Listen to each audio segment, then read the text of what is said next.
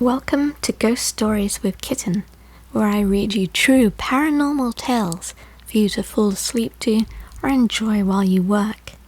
Real ghost stories read to you by a real human, not AI. Let's go. I think my apartment is haunted. Hi all. This is going to be long because 1, I'm terrified, and 2, I want to give you all the details so that I could get the best advice/comments from you. Okay, so, my wife and I just moved across the country to be closer to my family. We all actually got an apartment around the corner from my parents. The complex has been there since I was a child. I'm 24 now. Anyway, when you first walk into the apartment, it's immediately a heaviness that sets onto you. It's like the walls are almost watching you. Like we both feel like we need to constantly watch our back. And last night was the first night we spent where I had a shower while my wife was putting together our new coffee pot in the kitchen and just listening to music. I took our dog in there with me because I felt so uncomfortable. Well, the whole time my dog was like cowering up in the corner, shaking by the door with a terrified look on her face, just watching the room. And the whole time I was showering, I felt like someone was next to me. After I got out, I was trying not to think about it, talking to my dog, trying to feel normal again, telling myself it's just a new place, it's normal to feel weird. I applied that logic to me and the dog lol. I was looking in the mirror, doing my skincare routine. I just kept feeling the need to look back at the shower. The door is like a blurry glass, and I swear, I saw someone appear at the shower. There was someone inside, like you would if you would see in maybe a bad horror movie. So I opened the door and yelled for my wife. She obviously did not hear me. Again, I tried to tell myself I'm just freaking myself out. But that feeling, it wouldn't leave. I didn't want to scare my wife, so I tried to drop it. Well, a little after the shower, I was helping my wife finish setting up our kitchen, and at the time, I had glanced back because I heard my dog. She was walking over to me like normal, and when I turned my back to finish my task, I felt a hand grab the back of my thigh. I literally screamed, and I made my dog and my wife jump. I thought maybe my dog had pawed at my leg, but she's older and she just has never really alerted us or tried to get our attention in that way. She's a very to herself kind of dog, so I'm very positive it wasn't her. There also wasn't any marking on my skin like there would have been if she did paw me. Not even redness. I tried hard to let it all go because I've never had this happen before. I even feel a little crazy, lol. But, moving on to today, not much happened beside that heavy watched feeling until tonight. My wife has had our dog 6 years before she even met me. I'm the new addition. We were all relaxing on the bed, our dog laying with her face towards the end, feet towards us, and normally when we call her, she responds immediately, whether it's a tail wag, licking, or just coming up to see us. Well, tonight we kept calling her over all excited like normal, and nothing. It took my wife touching her and startling her to even get her attention. She's old, but not that old. Once I got her attention, she came over and laid close to my face. I was petting and kissing her like normal. And the whole time she was eyeing my wife like she was a stranger in the bed, watching her like, I'm not sure. And when my wife went to pet her, she immediately started a low, warning, growling noise. She has never done this. We ended up crating her because we were so shocked by her behavior. We even saged the place. We have a carbon monoxide detector already, but what do y'all think? Are we crazy or should we keep an eye out? I appreciate every and all comments put here. Please be kind. Thank you. Your narrator here is my suggestion for you, and it's not actually a paranormal one. If your dog is old, as you've stated, and remember how you were trying to get her attention by calling her and she wouldn't respond, and then you had to touch her and then she was startled? you might check to see with a vet if perhaps your dog is going deaf in some way, because sometimes when dogs get older and they lose their hearing, they won't notice you until you actually touch them, and then they're quite startled. That's just my little non-paranormal snippet in there for you to check out. Thank you for submitting the story. My office is haunted. I work for a doctor's office that is situated beside a hospital nearly a century old. The building I work in was built 10 years ago, and it's 3 stories of assorted specialists and doctors' offices that aren't associated with the hospital. Behind it is the emergency room, which is actually older than the hospital itself. I'm not surprised about the hospital or emergency area being haunted. It holds a great amount of history, so I can expect there to be lost spirits roaming around those buildings. But I never expected those spirits to drift over to my office building, which has to be at least 50 feet away. My first experience happened in the early morning hours, 6 months ago. It wasn't quite 8 when the lobby door knob rattled loudly. I watched the door, expecting a patient to walk in, and even went to check the hallway when no one walked in. Since we're the only doctor's office on the 3rd floor, and this hallway is so long, there's nowhere that someone could hide. This happened a few times that morning before the first patient of the day came in.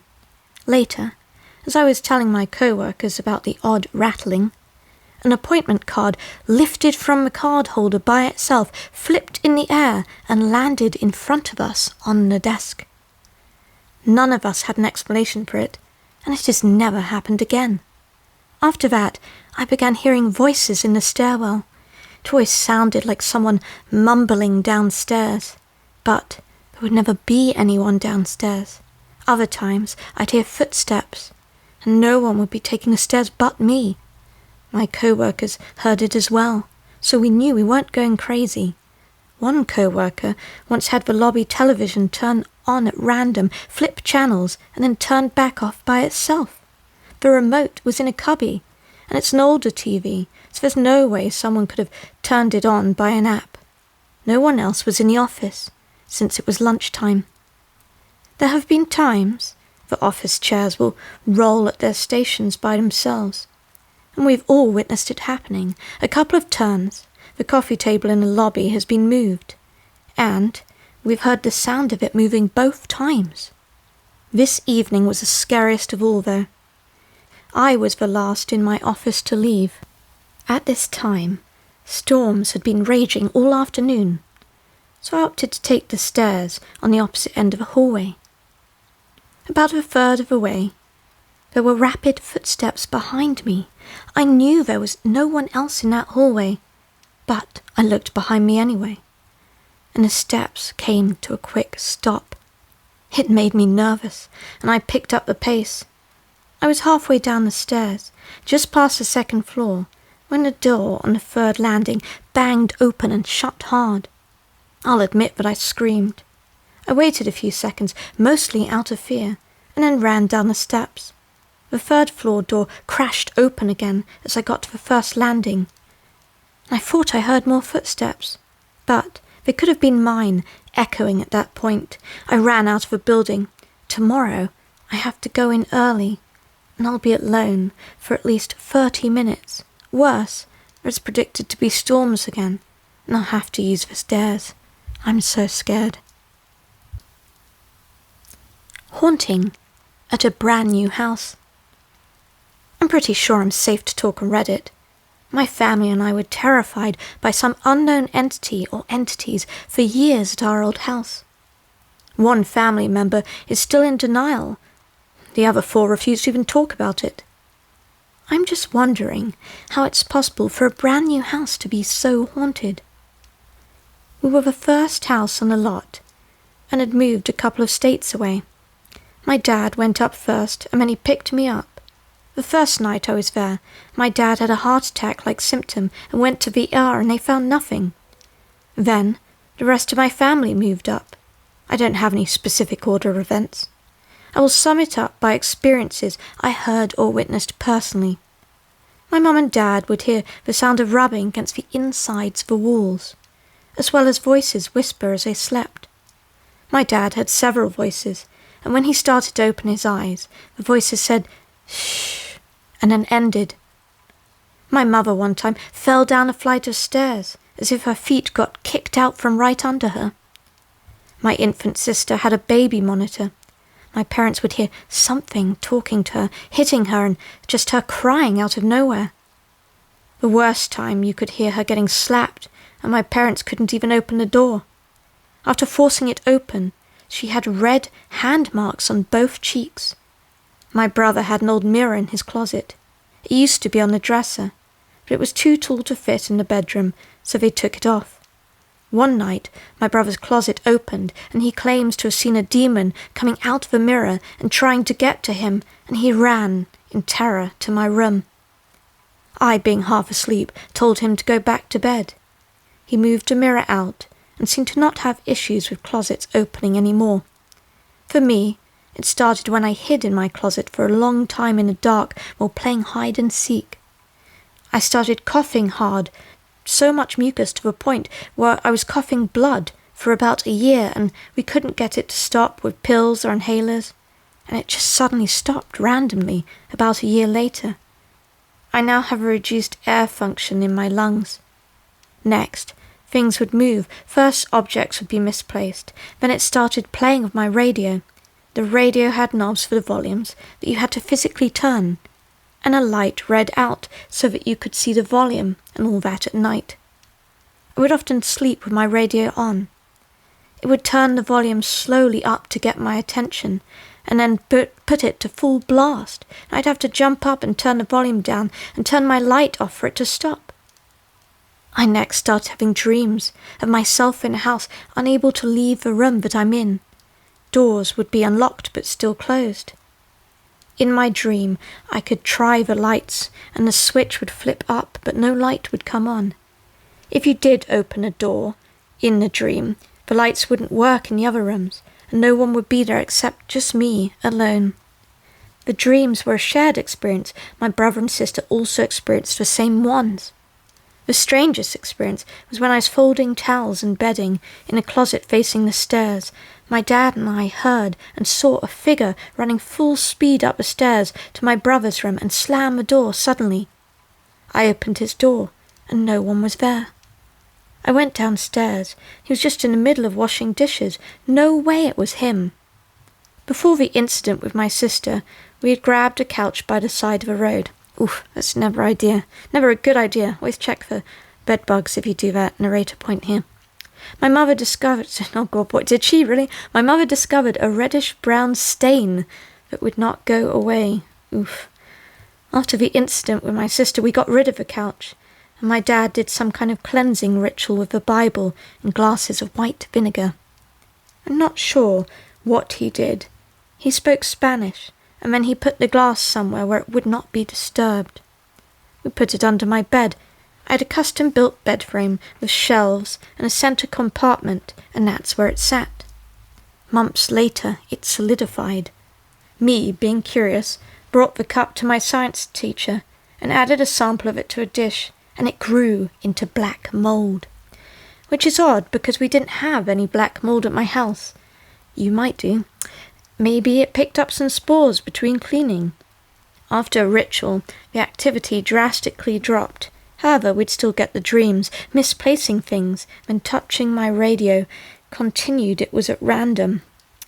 My thoughts on it after some research, the area was on an area of conflict during the Western expansion days, and there had been a massacre that happened only a town over. Who knows what kind of unknown slaughters could have happened?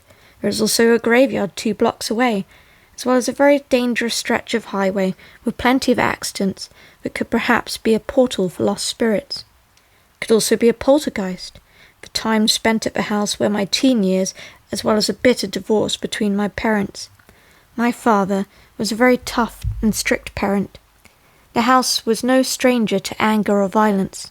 I'm sorry to hear that. As well as sadness for a time. My dad lived there. Then my mum lived there.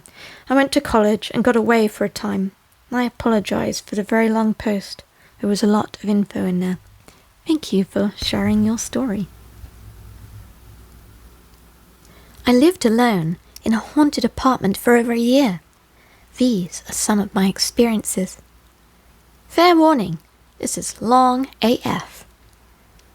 I had lived in this apartment for a total of 3 years.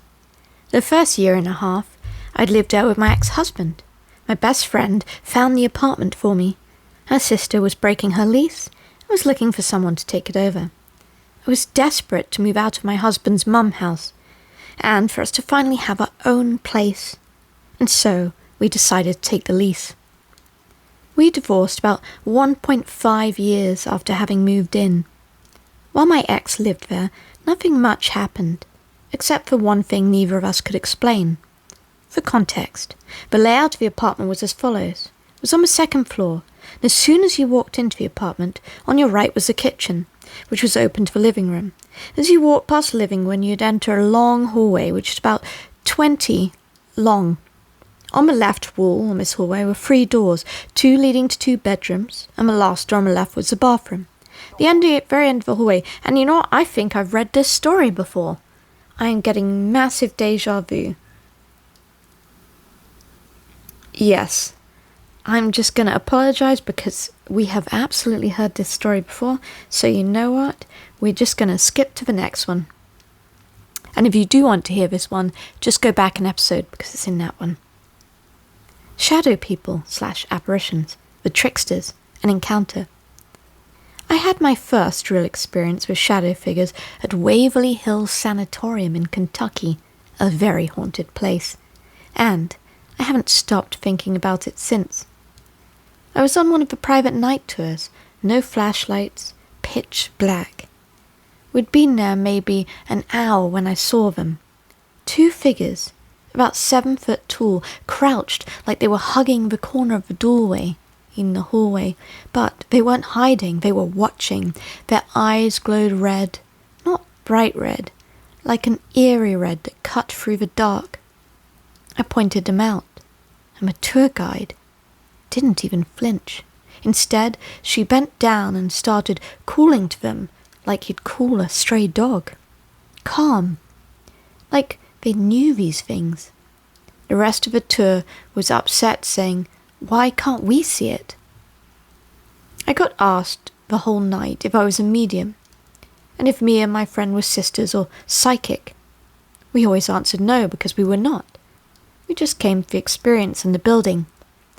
As we got closer, the figures didn't run, they floated. They floated backward into separate rooms. The weird part, when we, my friend and I, checked both rooms, they were completely empty. But here's what really messed with me. The hallways, where I saw them first, looked bent, like the space itself was somehow warped, distorted. But when we shined a flashlight down the same hall briefly later on, it was nearly straight with barely a curve. That warped look was suddenly gone, like it had never happened at all. I was so scared I almost threw up. I could have sworn, even after this, I saw one of the shadows crawling on the ceiling above. The tour guide called them tricksters. She said they often mess with people and crawl around like a spider. I have even more stories from this night that I know someone has a video of, and half of them, but I don't have the balls to ask anyone for footage because of my small 3-person group didn't know anyone else there. Has anyone else seen anything like this at Waverly Hills Sanatorium, or anywhere else? Shadow figures with kind of presence to them. The tour guide acted like they were regulars. Well, Kitten, your narrator here, I have been to Waverly Hills, and I definitely can say there is a strong presence to the building, you know, with the history of all the tuberculosis patients and so much death there.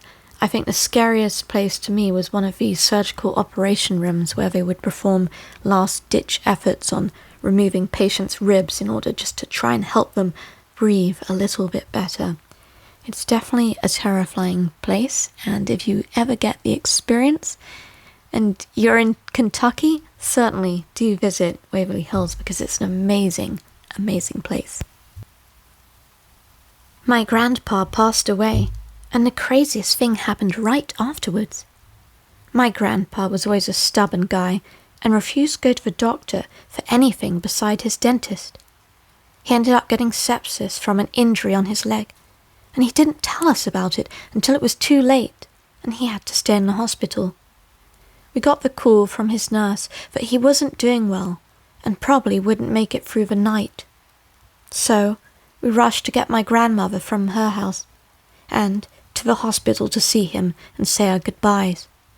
He held on for us and eventually passed after about 15 minutes of us being there at 3:04 a.m. We stayed for a couple of hours with him, just chatting and sharing funny stories about him.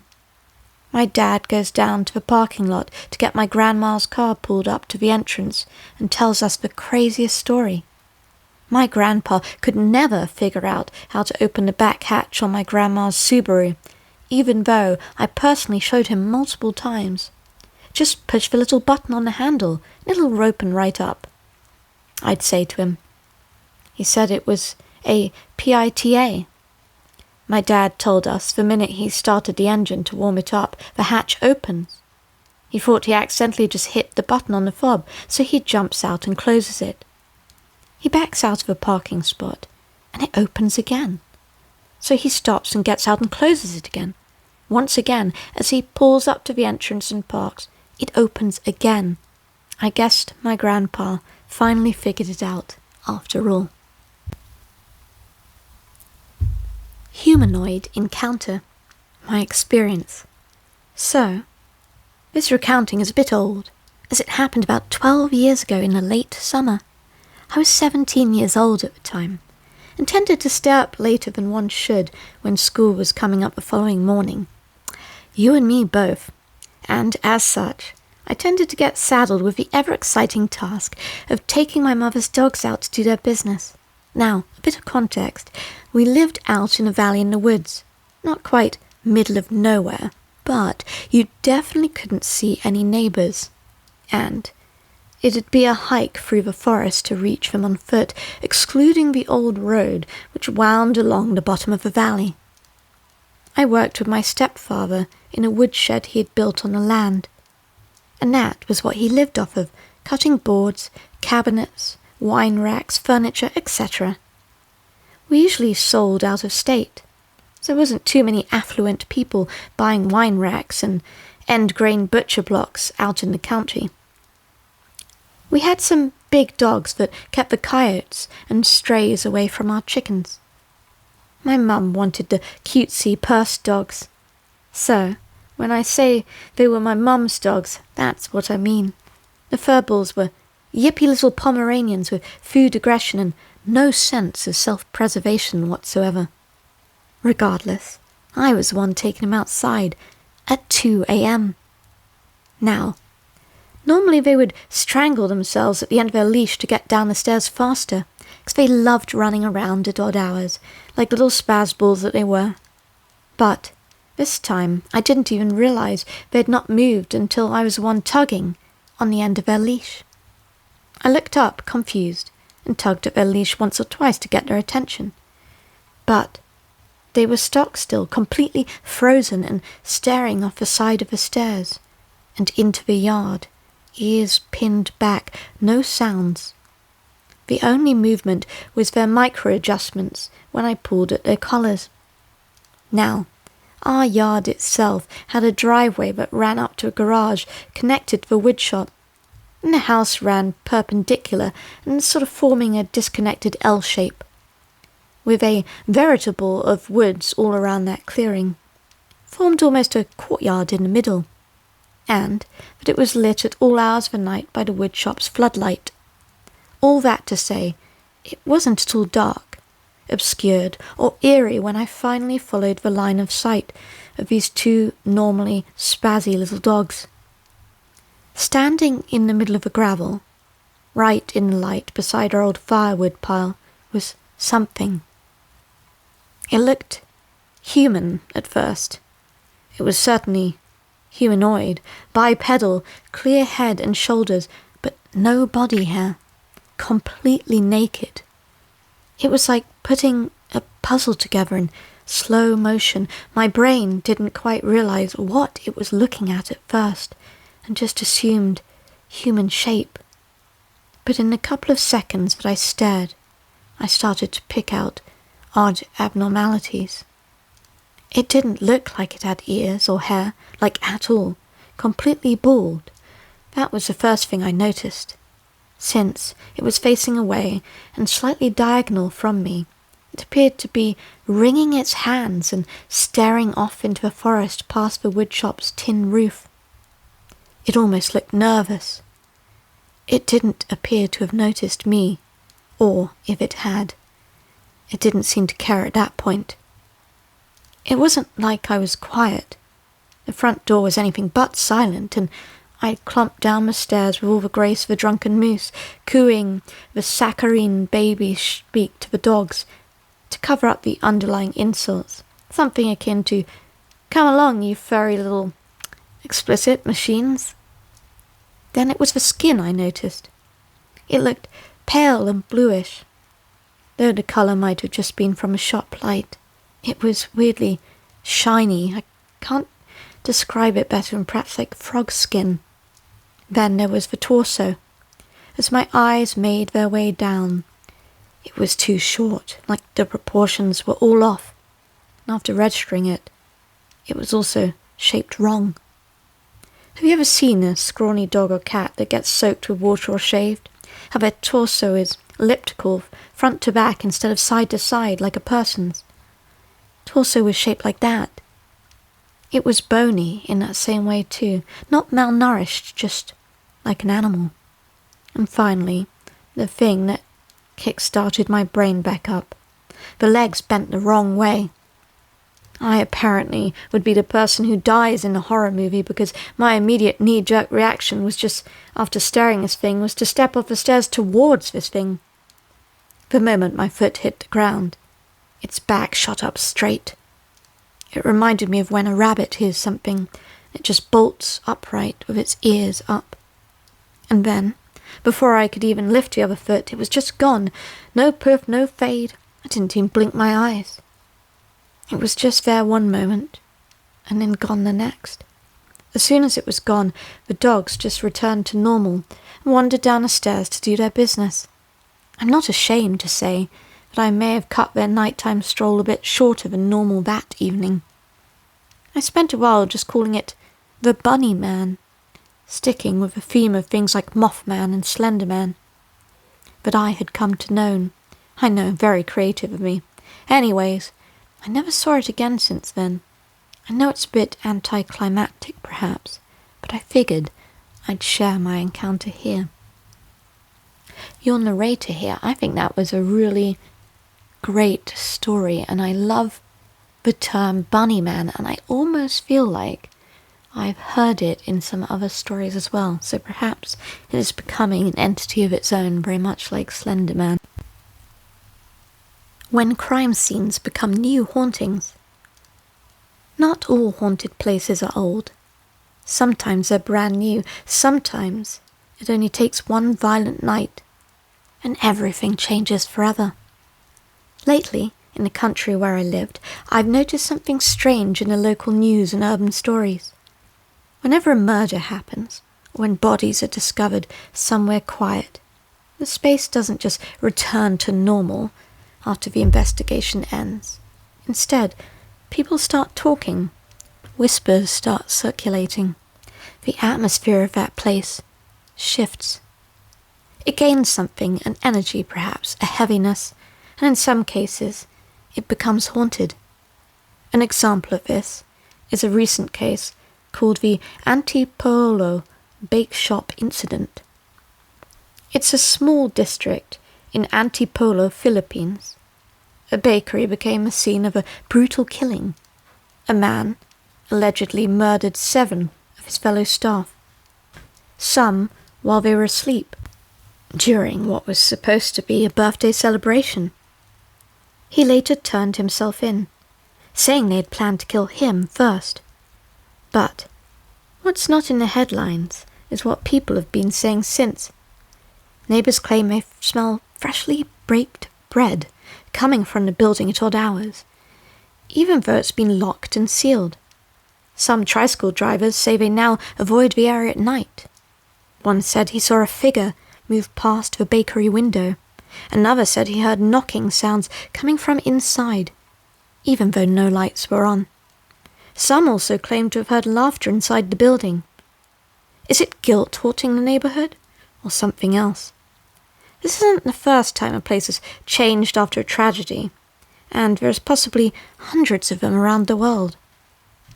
But here in my country, I remember hearing on a news radio before it was about a jeepney terminal, a driver who was shot mid-shift. His jeepney still sits at the terminal unused. Can I just ask the narrator here, what is a jeepney?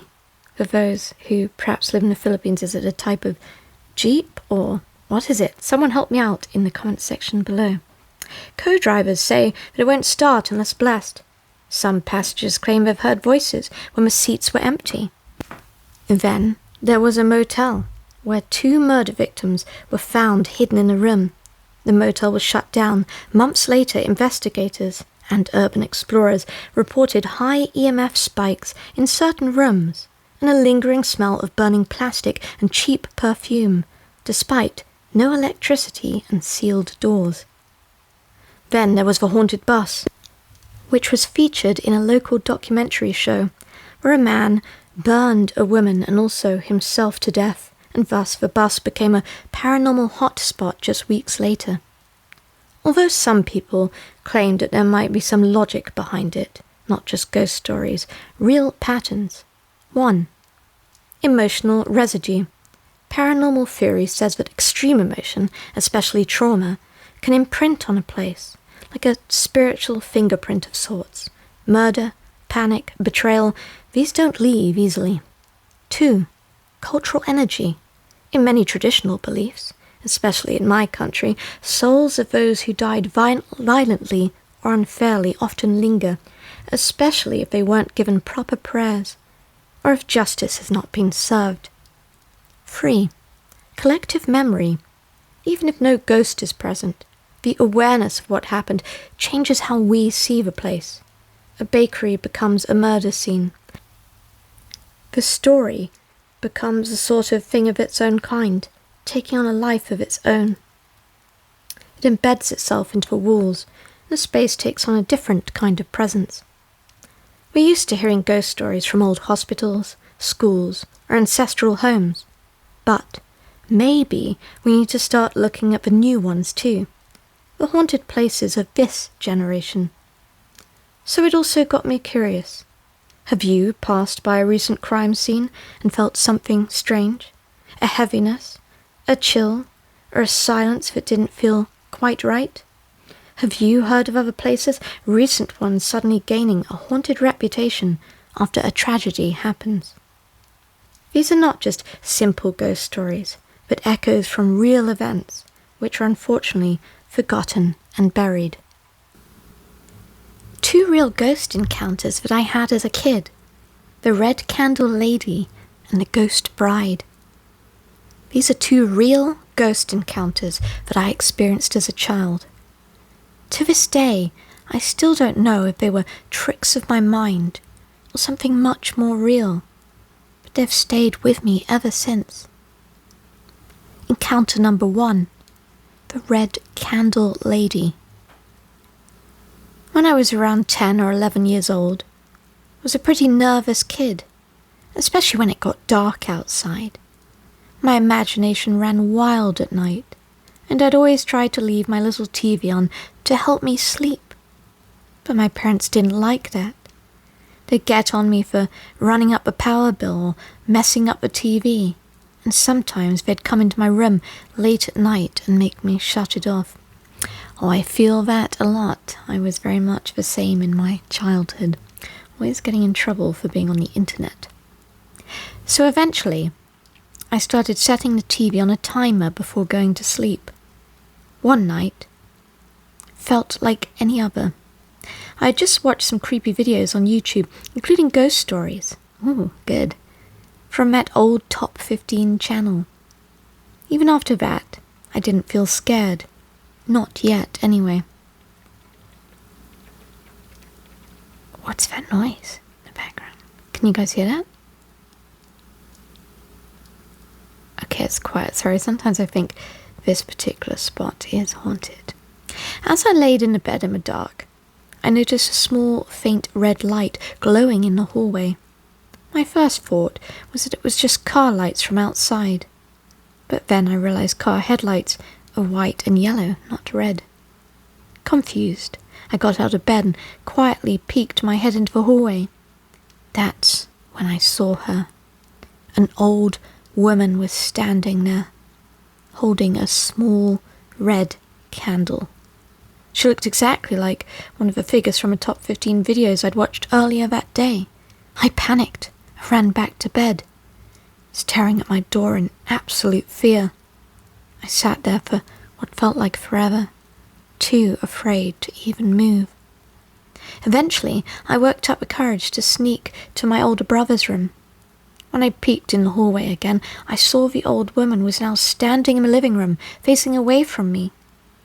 I quietly knocked on my brother's door and begged him to let me sleep in his room. At first he said no, but his girlfriend at the time said it was okay, so I hurried inside to their dark room. But right as I was walking in, I looked back. She was gone. To this day, I don't know if it was just my imagination or if a red candle lady had actually appeared to me in my house. Encounter number 2, the ghost bride. About a year later, close to Halloween, I had another strange experience. I'd always loved the Halloween season, the cool air, pumpkin pie, and all of the spooky decorations.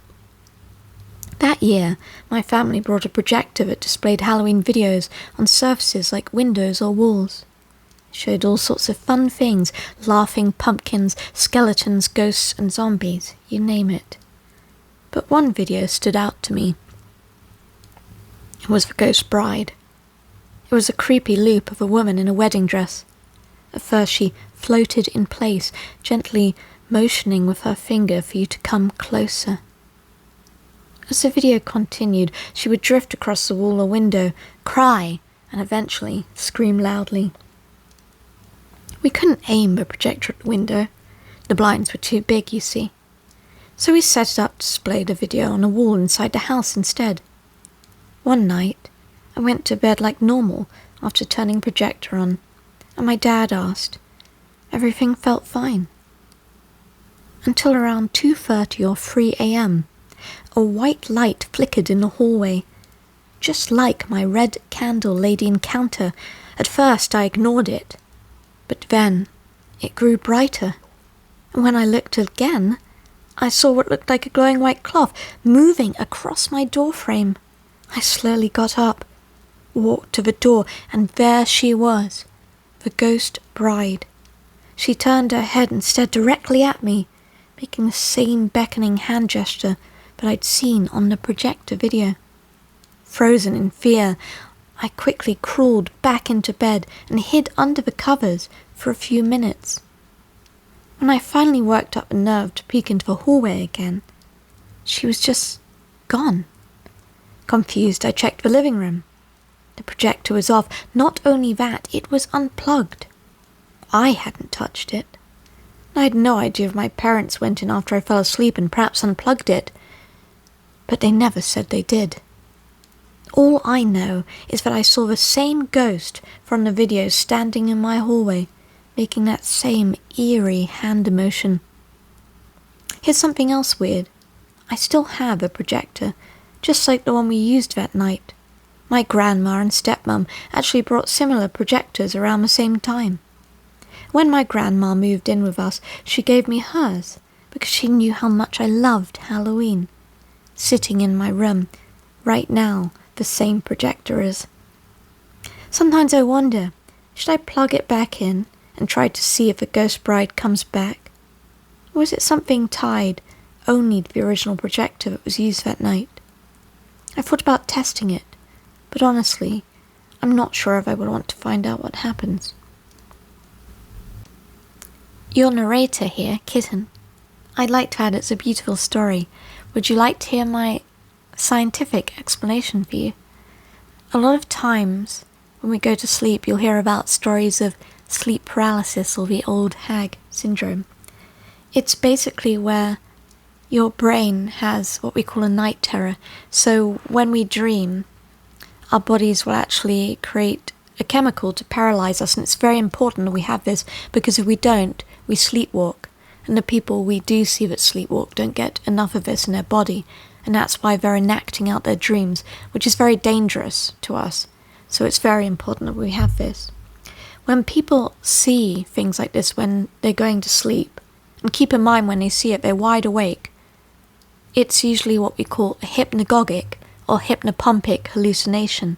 And that's where that part of the dream, part that your brain is creating, it's like a simulation, it's projecting that while you're still awake, because you're in that REM stage between sleep and awakeness. You can feel fully awake and see a hallucination that is very real in your bedroom. But don't fear if you see it. I guarantee 99% of the time it's actually a hypnagogic hallucination, which happens as you're falling to sleep. Or if you see one where you're waking up, it's a hypnopompic hallucination. So that's a bit of science for you. So if you see a projector of a ghost and you go to sleep, your brain is just projecting what you saw, because it's in your subconscious fears. Alright, let's get on to the next ghost story. My baby's monitor showed me something I can't explain, and I think it followed us. We moved into a new house last week. It's a quiet place near a lake, with tall trees and fresh air. Everything we've dreamed of after the nightmare that was our old home. I was so relieved. That old place had such a heavy, negative energy, especially during my pregnancy. I never talked much about it, not even to my husband. I didn't want to sound paranoid or hormonal, but at night, while I was pregnant, I constantly felt like I was being watched, not just the usual anxiety, but a deep, cold presence, and the dreams, all the dreams. There was one that kept coming back, a woman with long black hair, pale skin, standing in the corner of our bedroom, just watching me. She never moved, never spoke, just stayed. I'd wake up panicked, heart racing, but by morning it always felt fuzzy, like a half-remembered fog. When we moved, I was hopeful. The new house felt calm, peaceful, even perhaps healing. For the first time in months, I was able to sleep without fear. Until a few nights ago. It was around 2 or 3 a.m. when I heard my baby crying through the monitor. I was so tired, I didn't even think. I just brought him into bed with me and fell back asleep. The next morning, I opened the monitor app to check exactly when he woke up, just out of curiosity. What I saw made my blood run cold. Around 2:47 a.m., the monitor shows my baby shifting in the cradle. A few seconds later, someone walks into frame. A woman, long black hair, pale face, wearing what looked like a tattered white dress. She didn't touch anything, she just stood there beside the cradle, looking down at my baby. And then, slowly, she turned her head directly at the camera. She stared into the lens for what felt like forever, and then she vanished. No footsteps, no door creak, nothing. I sat there frozen in fear, watching that footage over and over. It's her, the same woman from my dreams, from the old house. The same ghost. We moved, we changed everything, but she followed us again. Since that night I haven't slept properly. I keep the baby in our bed. I check the monitor constantly. My husband thinks it's just stress, maybe some glitch in the footage, but I know what I saw. I don't know what to do. Can something like this attach itself to you? Can a nightmare follow you from house to house? I don't even feel safe in the daylight anymore. Please, has anyone else experienced anything like this? Next story. I would like opinions on this story. This happened to me when I was sleeping at my grandmother's house. I slept in the living room alone on a mattress on the floor. I was never afraid of being there. It was peaceful. But one night, something completely out of the ordinary happened. So I was woken up by being pulled by my foot, half drowsy. Got up asking for my godfather because he was the one who always woke me up. But when I looked closer, it wasn't him. It was a creature. His eyes were bigger than his face. He looked half humanoid, with black skin, and what struck me most, he was wearing red swimming trunks. Oh, that image, it never left my mind. Even many years later, I screamed in fright, and then he screamed too, which was shocking, as if he was scared of me.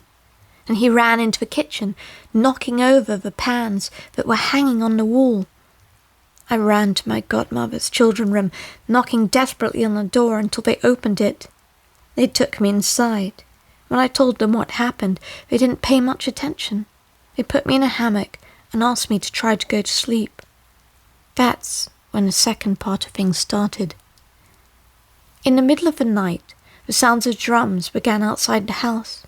And suddenly, I felt a hand running down across my back. I couldn't even scream. I couldn't move. I just accepted that feeling my hand for hours until dawn.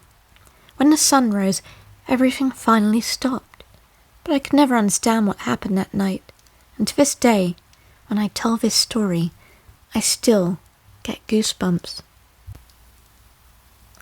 The night, I heard a woman scream. Hello everyone. I originally posted this story to another subreddit, but it's such a creepy experience that I wanted to share it here too with you. I'll do my best to give as much detail as possible. The house we lived in back then had its fair share of odd occurrences. But honestly, weird things happen in every house we've ever lived in. So, to give some backstory, my parents have a paranormal experience for many years, even before my siblings and I were even born. At one point, this deserves its own post because so much happened, my mum went through something terrifying. I was around 14 years old at the time. She used to wake up with scratches, bruises, bite marks, and objects thrown at her. You name it. It got so bad that the police came over one time because they thought my dad had hurt her. But he never ever did. Ever. She was really sick, bedridden, constantly seeing doctors who couldn't find anything wrong with her. She has diabetes and epilepsy, but never explained why she kept getting these strange bruises or even struggled to walk. Eventually, my parents invited a medium to the house. I remember that moment so vividly. When he walked in, looked around, sat down, he talked to my mother, then closed his eyes. As soon as he did, every light in the house flickered, and then he told her that a dark entity had attached itself to her. He described it exactly as she'd always seen it, a tall black figure, a man with a veil covering his face. Then, in 2012, my sister passed away. After that, the attacks mostly stopped. Strange things still happen now and then, but nothing as violent as before. My mum's health also took a better turn for the most part, and she strongly believes her sister is protecting her now. Anyway, that's the quick backstory. Now, on to the particular experiences that have stuck with me. I've had quite a few unsettling encounters myself, and I might share more later, but this one haunts me the most. When I was around 21, keep in mind I'm 28 years old now, everyone in my house was asleep. I've always been a night owl, as am I, narrator here, so I appreciate that. I enjoy how peaceful the world feels at night, as if time is paused and I have complete freedom. I felt hungry, so I paused my video game and got up, when suddenly I got this eerie feeling. It's hard to describe to you, but it felt like something was just off. I shrugged it off, patted my cat, opened the bedroom door, and stepped into the hallway. Our hallway was a straight path leading to a staircase at the end. This staircase would take you to the ground floor. Just days earlier, we had painted the stairs and walls white. They used to be a plain, odd, brown wood colour. And as I walked down the creaky stairs, I remember getting annoyed at myself for being so loud, as I didn't want to wake anyone in the house. Once I reached the ground floor, I opened the living room door. Our living room was fairly big, keep in mind. On the left there was a door leading to the basement. Straight ahead there was the kitchen, garden door and bathroom. To the right were the TV, couches, your standard family setup. I started making a chicken sandwich, but I couldn't shake this uneasy feeling. All the lights were on, and so I tried to ignore it. Put the chicken on a plate, grabbed it, was about to head back upstairs, when suddenly a feeling of fear hit me. I still get goosebumps every time I remember that exact moment. Panicked, I turned off the lights and shut the door. My heart was pounding for no reason. I couldn't understand. And then a scream broke through the silence. It was loud, so loud. Just a woman's scream, almost like a wail, but it was clear as day, as if she were right there with us in the living room. I ran upstairs as fast as I could, completely terrified. The strangest part will always be that no one else in the house heard it, just me. I've tried to rationalize it. Maybe a pipe burst. Maybe a neighbour screamed. But neither explanation makes sense, considering how loud and close by it truly was. Something I've never mentioned before when telling this story. So 2 weeks later, my mum's aunt passed away from old age. Was it a sign? Something else? I have no idea. But that memory is burned into my mind, and it terrifies me to this day. Thank you all for reading this. My spiritual awakening. I've lived in a suburban area near a railway station that was supposedly built right over an Indian burial ground, where they neglected to remove the bodies before placing the tracks. So you can only imagine how disturbed these spirits truly were. Our neighbours that lived at the end of the court had shared an experience with my parents of a night when they were out to their backyard. They went out to calm their 2 dogs down that were barking uncontrollably towards their double-doored back gate. When they headed towards the gate to investigate what the dogs exactly were barking at, they noticed a very broad, tall figure standing in the corner of the house and the gate. When walking closer to the figure, they realized it was a headless man, standing there, motionless. They had quickly grabbed their dogs and rushed back into their home. I overheard my parents sharing this story amongst each other, as it's interesting. I was still very skeptical of this even as a child. I couldn't have been more than 5 or 6 years old at that time. Being this young, you really don't remember too much, especially vividly. This specific night, I remember it so clearly. My family lived in a single-story house with a long hallway that led to the living room, and also to the garage with rooms and a bathroom in between. My sister and I lived at the end of this hallway, with our rooms right across from each other, and we would sleep with our doors open at night because we were so young. I'm laying on the side, facing my doorway, in my 90s white iron daybed, trying to fall asleep. I had one of those daybeds. I know well what you're talking about as a narrator here. As I'm looking out into the hallway, trying to drift to sleep, I see a pale and greyish little boy with no clothes coming around the right corner of my doorway, on his hands and knees. Oh my gosh.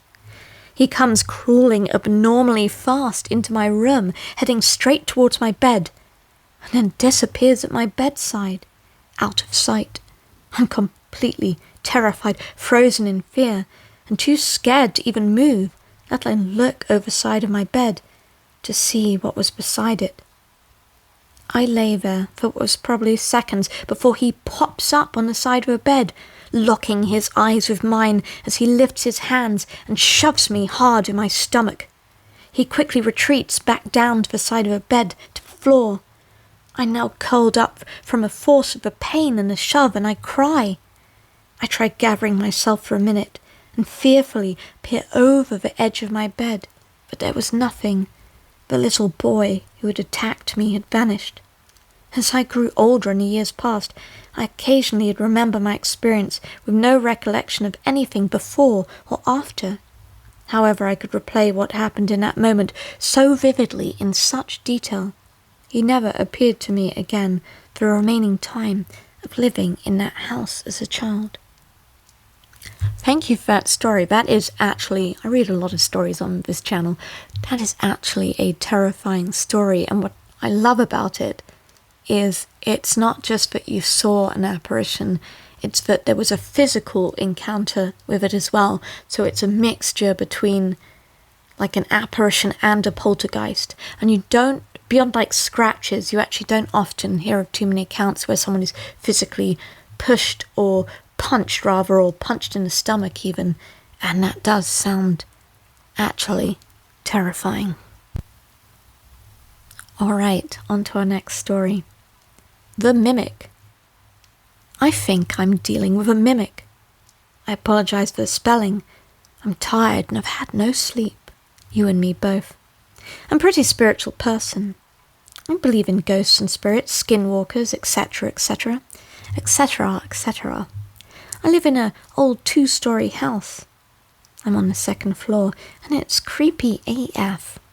So, to move it along, late last night while my dad was at work, I know because I was snapping him, I got up to go to the bathroom. His bedroom light was on. Odd, I thought. It's 1 a.m. at the time. I looked in his room. He was sitting on his bed. I panicked, of course, because what else is a teen girl supposed to do? I turned his bedroom light off and locked myself in the bathroom. While I was sitting in the bathroom, hyperventilating and messaging my girlfriend who lives overseas, I heard a knock on the door. I didn't respond. I then heard my dad's voice.